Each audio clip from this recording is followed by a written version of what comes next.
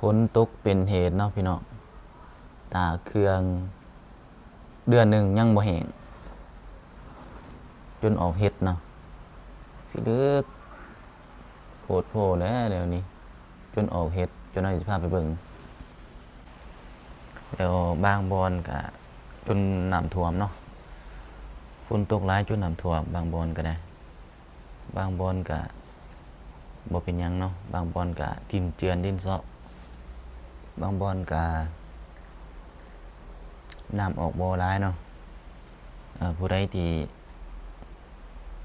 กำลังน้ำท่วมหรือจะได้กะอดทนเด้อพี่น้องเด้อสู้ๆเนาะคือเห็นในเฟซในข่าวหยังเนาะสิพาไปเบิ่งเนาะพี่น้องเบิ่งน้ำออกบ่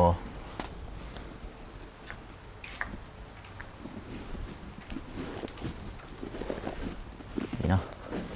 ขนาดน้ำก็ใส่นี่เอาตึ๊ดๆ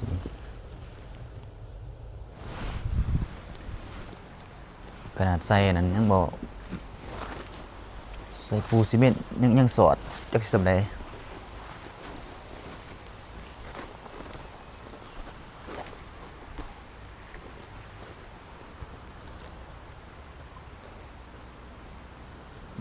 ฝนตกแห้งจนที่ท่วมเลยนี่เบิ่งนี่น้ำขึ้นนะ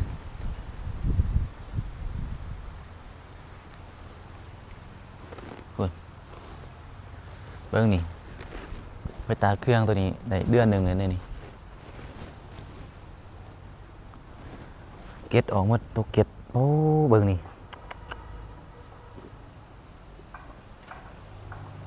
บ่คือตัวสิตกเก็ดปานนี้ตัวนี้คือ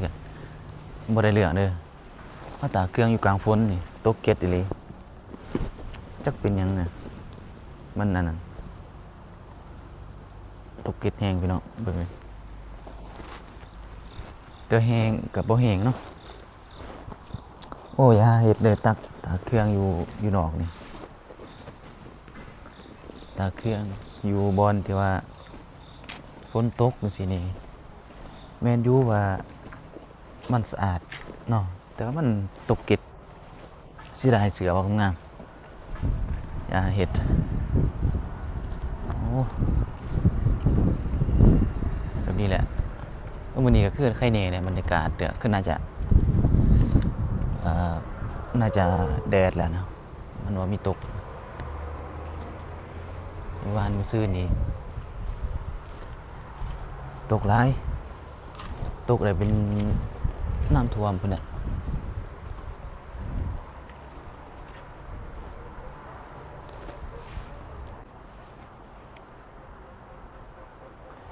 ฝุ่นก็มีแต่น้ำเต็มนั่นเนาะปานทุ่งนาเลยจากบอนบ่เคยท่วมก็ท่วม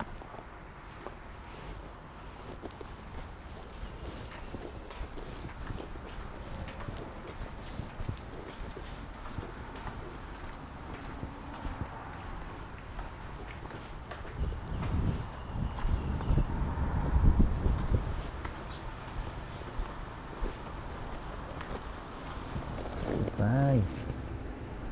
เกินไปนะโอโบ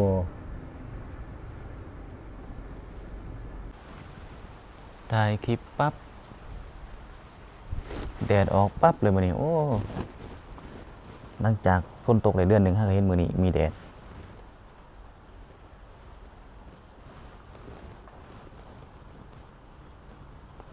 กันหัวแล้วได้มื้อนี้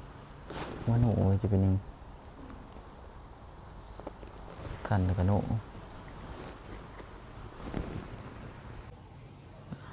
ตอนนี้ก็มืดครึ้มแล้วพี่น้องก็บอกว่า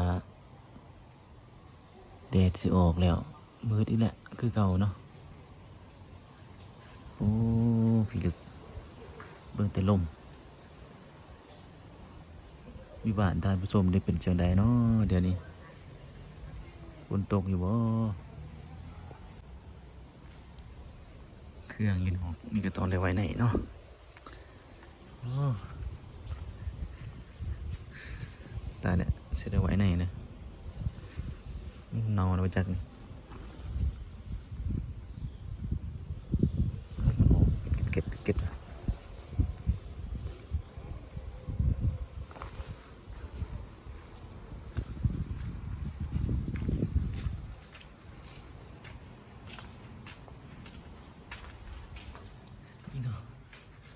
อันนี้ก็จนเน่าเลยเครื่องตัวนี้อันนี้จนแบบมีกินเนาะโอ้แมงมีแมงยังตอมอยู่ตอมลึกยุงตอมมัดเหม็นๆเลยสิมันอับอ้าวเอาจนมีเครื่องนุ่งพูดเด้ออ้าวเบิ่งคือสีแดดออกได้นี่ไม่ได้ว่ะปั่นป่วนเลยเป็นอาการปั่นป่วน